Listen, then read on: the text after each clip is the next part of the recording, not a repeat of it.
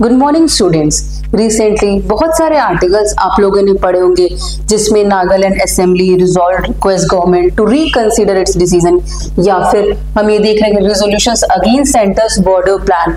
Centre जो border के respect में अपना प्लान लाना चाहती है, बॉर्डर फेंसिंग करना चाहती है, उसके अगेंस्ट में जो नॉर्थ ईस्ट स्टेट्स हैं हमारी, वो कह रही है कि सेंटर इस प्लान को दोबारा रिकंसीडर करे। जैसे म्यांमार मिजोरम बॉर्डर हो गया, मिजोरम और म्यांमार से लगता हुआ बॉर्डर, तो मिजोरम में भी ये लागू लाया गया, रेजोल्यूशन लाया गया। नागालैंड असेंबली ने भी ये रेजोल्यूशन लाया कि सेंटर अपने इस डिसीजन को रिकंसीडर करे। तो न्यूज में क्या था कि India recent plans to review the free movement regime. अब जो सेंट्रल गवर्नमेंट है अपना जो फ्री मूवमेंट रिजाइम है उसको फिर से रिकंसीडर, उस पर सोच विचार कर रही है कि हमें क्या करना चाहिए। इंडिया और म्यांमार के रिलेशन में, इंडिया के बीच में जो एक बॉर्डर है, इंटरनेशनल बॉर्डर है, उसको सेंटर क्या है, फेंसिंग करना चाहती है। अभी तक क्या था, हमारा बॉर्डर था, जैसे कि आप नाम से समझ रहे हो, फ्री मूवमेंट रिजाइम मतलब फ्रीली मूवमेंट होता था, प्रॉपर फेंसिंग बॉर्डर डिमार्केशंस नहीं थी। तो इस चीज को गवर्नमेंट फिर से रिकंसीडर कर रही है और उसके अगेंस्ट में जो हमारी नॉर्थ ईस्टर्न स्टेट्स हैं वो रिजोल्यूशंस ला रही है कि गवर्नमेंट इस चीज को फिर से सोचे विचारे कि हमें बॉर्डर करना सही होगा या नहीं होगा। सबसे पहले हम एक बार ज्योग्राफिकल लोकेशन देख लेते हैं कि हम इंडिया के किस पार्ट से बात कर रहे हैं। जैसे ये हमारा नॉर्थ ईस्ट ऑफ इंडिया है, इससे लगता हुआ म्यांमार कंट्री है। एक बार यहाँ देख लेते हैं कौन कौन सी इंडियन स्टेट्स जो नॉर्थ ईस्टर्न स्टेट्स हैं वो लगती है म्यांमार से। अरुणाचल प्रदेश, नागालैंड, मणिपुर, मिजोरम, ये सारी स्टेट जो है म्यांमार से बॉर्डर शेयर करती हैं। और टोटल इंडिया म्यांमार का बॉर्डर कितना है, 1643 kilometres India Myanmar international boundary share करती हैं। तो ये हो गया हमारा ज्योग्राफिकल लोकेशन, ठीक है। अब एक बार हिस्टोरिकल कंटेक्स्ट देखते हैं कि इंडिया म्यांमार के रिलेशन स्टैब्लिश कैसे हुए थे। जो पहले अभी recently what we call Myanmar जो कहलाता है वो पहले बर्मा कहलाता था। तो पहले इंडिया, और जब हमारे इंडिया में ब्रिटिशर्स का रूल था तो ब्रिटिशर्स, एंग्लोज जो थे, ब्रिटिश थे, उनके और बर्मीज के बीच में एक वॉर हो रहा था। फर्स्ट एंग्लो बर्मीज वॉर 1824 और 86, 1824-1826 ये वॉर चल रहा था, जिसके एंड में एक ट्रीटी साइन हुई थी, ट्रीटी ऑफ यंदाबो इन 1826। इसकी वजह से ही जो डिमार्केशंस, जो बाउंड्री लाइन सेटल हुई थी वो इसी ट्रीटी के अगेंस्ट में, इसी ट्रीटी के रिस्पेक्ट में सारी टर्म्स एंड कंडीशंस एग्री हुई थी। एक इंटरनेशनल बॉर्डर डिमार्केट हुआ था इंडिया और बर्मा के बीच में। अब इससे क्या हुआ था, पॉलिटिकली तो वो डिमार्केशन लाइन बना दी गई थी, पर जो हम एथिकली देखेंगे, ये जो रीजन है हिली रीजन है, जरूरी थोड़ी है, यहाँ पे बहुत सारे ट्राइब्स और कम्युनिटीज रहती है, जैसे नागास, मीजोस, कुकीज, बहुत सारी तरह की एथनिकली डाइवर्स कम्युनिटीज रहती हैं। तो ये डिमार्केशन की वजह से क्या हुआ, जो वहाँ की इंडिजिनियस कम्युनिटीज थी, जैसे कुकी, चिन, मिजो या फिर नागास कम्युनिटीज हो गई मिजोरम में, तो उन कम्युनिटीज की एग्रीमेंट के अगेंस्ट में ये डिमार्केशन हुआ था। ताकि अब देखो, कम्युनिटीज कोई एक लाइन से तो डिमार्केट नहीं कर सकते किसी भी एथिकली या कम्युनिटी को, तो वो क्या डाइवर्स होती है। तो ये बाउंड्री ने इस चीज को कंसीडर नहीं किया था और एक प्रॉपर इंटरनेशनल बॉर्डर बना दिया गया था।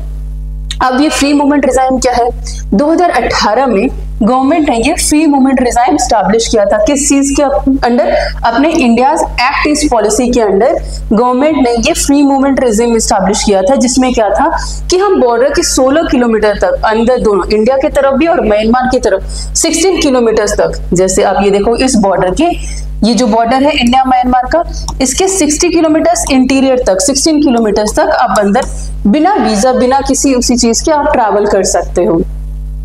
और अगर आपको वहां पे स्टे करना है लास्टिंग अप टू 2 वीक्स, तो 1 ईयर का सिर्फ आपको एक बॉर्डर पास चाहिए होता है। ये मूवमेंट क्या है, 16 किलोमीटर विदाउट अ वीजा। तो वहां पे क्या था, जो एथनिकली कल्चरली डाइवर्स कम्युनिटीज थी वो फ्रीली मूव करती थी, और इससे क्या एनहांस होता था, इस मूवमेंट से हमारी जो लोकल कम्युनिटीज थी उनसे क्या लोकल ट्रेड फैसिलिटेट होता था, people to people education, health care facilities मिलती थी इनको, पीपल टू पीपल कम्युनिटीज होती थी। जैसे कि हमें पता है ये हिली रीजन है नॉर्थ ईस्ट वाला, तो वहाँ पे बेसिक फैसिलिटीज जो है, जरूरी नहीं है कि सारे फैसिलिटीज इंडिया में अवेलेबल है या उस रीजन में म्यांमार में अवेलेबल है।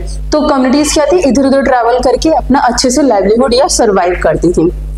अब ये चीज क्या है, सेंटर क्या कह रही है कि इस चीज को हम अभी तक प्रॉपर्ली डिमार्केटेड नहीं था, ये प्रॉपर फ्री मूवमेंट होता था 16 किलोमीटर तक। अब सेंटर का ये प्लान है कि इसको प्रॉपर फेंसिंग कर दी जाए, बॉर्डर बॉर्डर बना दिया जाए ताकि फ्रीली मूवमेंट को रोका जा सके।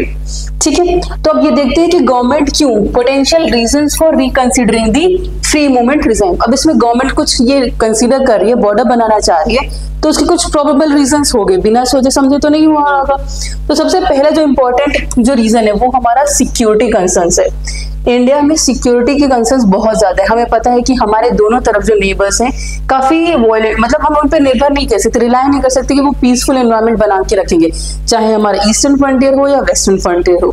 तो वहां पे इलीगल इन्फिल्ट्रेशन होता है, इलीगल इमिग्रेंट्स आते हैं, साथ ही साथ बहुत तरह की कम्युनिटीज आती है, जैसे नागास या रोहिंग्यास हमारे इंडिया में क्या है इन्फ्लक्स होती जा रही है। तो अपनी भी एक सर्वाइवल कैपेसिटी होती है, कंट्री एक इकोनॉमी होती है जो डिस्टेबलाइज ना हो जाए, एक सर्वाइविंग कैपेसिटी है। तो अब बहुत ज्यादा लोग बाहर से आएंगे, इलीगली आएंगे, तो एक स्टेट में बर्डन पड़ता है, इकोनॉमिकली, फाइनेंशियली और सोशली भी बर्डन पड़ता है। साथ ही साथ ड्रग एंड ट्रैफिकिंग के केसेस बहुत ज्यादा न्यूज में आए हैं। Around 500 cases simple Manipur, Mizoram इन एरियाज में मिल रहे हैं ड्रग ट्रैफिकिंग और स्मगलिंग वगैरह के। तो इस चीज को भी कर्व करने के लिए बॉर्डर लगाना, सिक्योरिटी पर्सनल तैनात करना वहां पे बहुत जरूरी हो गया है। साथ ही साथ इंसर्जेंट एक्टिविटी, जैसे कि मैंने पहले बताया था कि वी हैव हॉस्टाइल नेबर्स, हमारे नेबर्स उतने फ्रेंडली नहीं है, तो वो कुछ ना कुछ गलत चीजें इलीगल एक्टिविटीज करते रहते हैं। जैसे कि वो नॉर्थ ईस्ट इंडिया में क्या है उसको इंस्टिगेट कर सकते हैं। हमें पता है कि कितनी इंसर्जेंट एक्टिविटीज चलती रहती है, तो उस चीज को बाहरी ताकत जो है, एक्सटर्नल फैक्टर्स जो है वो उसको और इंस्टिगेट करती हैं, बूस्ट करती हैं। अब जैसे कि कौन सी नॉर्थ ईस्ट में कुकी नेशनल ऑर्गेनाइजेशन जो है, या कांगले पाक या फिर कम्युनिस्ट पार्टी, ये सब क्या है इंसर्जेंट कम्युनिटीज है, ग्रुप्स जो है जो ऑपरेट कर रही हैं। एग्जांपल के तौर पे ये मणिपुर में ग्रुप्स ऑपरेट कर रही हैं और बाहर के जो एक्सटर्नल फैक्टर्स है वो इनको और सपोर्ट करते हैं, क्योंकि फ्री मूवमेंट होता है तो आना जाना इजीली होता है, ड्रग्स हो, स्मगलिंग हो, आर्म्स हो या मनी हो या इलीगल हवाला ट्रांजैक्शंस हो, तो वो सारी चीजें फैसिलिटेट हो जाती हैं। और हमें पता है कि ऐसी ऑर्गेनाइजेशन जो है हमारी KNO और KCP हमारी ऑपरेट कर रही है, अभी इन फंक्शन है। साथ ही साथ सोशियो इकोनॉमिकल रीजनल इश्यूज हो जाते हैं। हमारी कल्चरल जो एथनिसिटी है हमारे नागास की, वो मिक्स हो जाएगी दूसरी कम्युनिटीज के साथ। इन्वायरमेंट पे बहुत ज्यादा प्रेशर पड़ेगा, क्योंकि हमें पता है वहाँ का इन्वायरमेंट बहुत फ्रेजाइल है। वहां पे अगर ज्यादा पीपल आ जाएंगे, ज्यादा डिग्रेडेशन होगा, ज्यादा रिसोर्सेज का एक्सप्लॉयटेशन होगा। ठीक है, तो ये सारी चीजें हमें इम्पैक्ट कर रही है और गवर्नमेंट को कह रही है कि अब हमें इसे कंसिडर करना होगा। अब major aspects of India Myanmar relations किस चीज पे स्टैब्लिश हुए थे?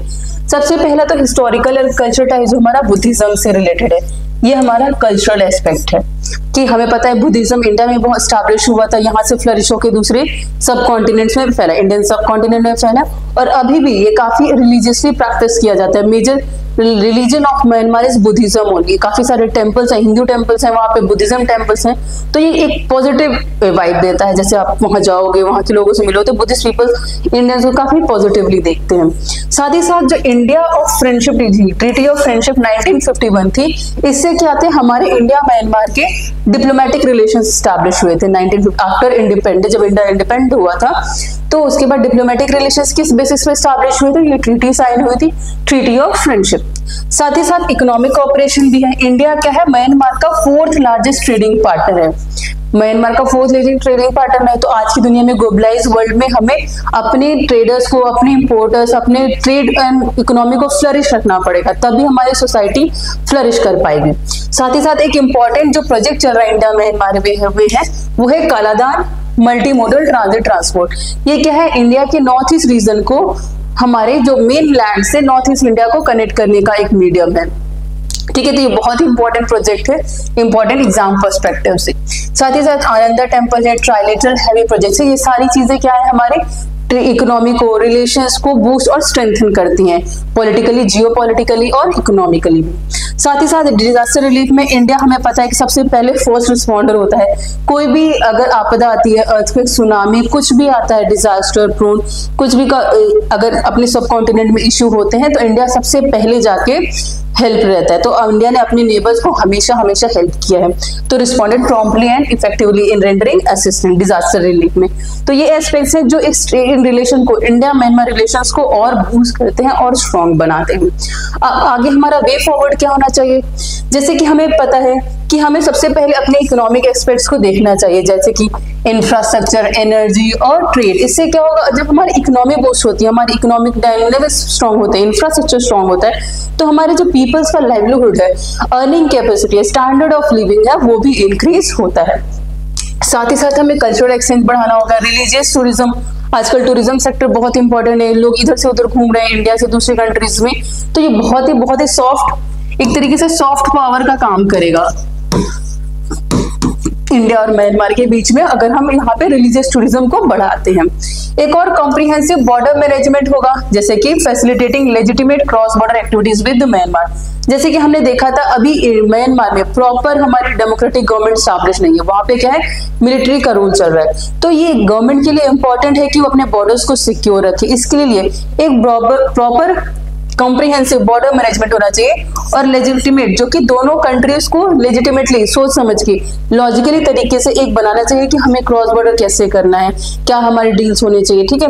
और साथ ही साथ इंडिया क्या चाहता है कि म्यांमार में एक डेमोक्रेटिक रूल स्टैब्लिश हो, ठीक है, क्योंकि डेमोक्रेसी हमेशा ही पीपल के लिए लाभदायक होती है। तो जो हमने देखा अपने नेबर कंट्रीज हो गई, जैसे पाकिस्तान हो गया, म्यांमार हो गया, तो इसमें अगर मिलिट्री रूल हो रहा है तो कॉमन पीपल को बहुत सारी दिक्कतें आती है, उनकी बेसिक नीड्स को पूरी करने में बहुत दिक्कतें आती हैं। तो इंडिया चाहती है कि वहां पे एक रीजनल स्टेबिलिटी हो और साथ ही साथ म्यांमार में डेमोक्रेटिक गवर्नमेंट स्टैब्लिश हो। तो ये वे फॉरवर्ड हमारा हो सकता है इंडिया म्यांमार रिलेशंस के लिए।